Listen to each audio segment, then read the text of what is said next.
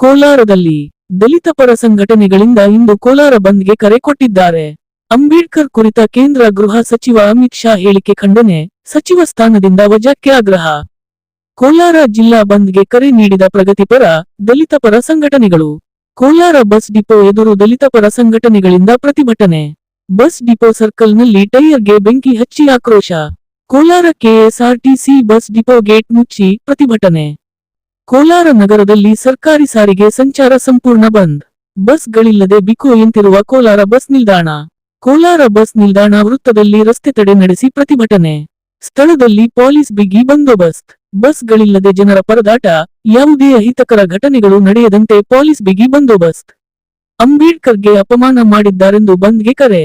ದಲಿತ, ಕಾರ್ಮಿಕ, ರೈತ, ಮಹಿಳಾ ಹಾಗೂ ಕನ್ನಡ ಪರ ಸಂಘಟನೆಗಳಿಂದ ಬಂದ್ಗೆ ಬೆಂಬಲ ನೀಡಿದ್ದಾರೆ.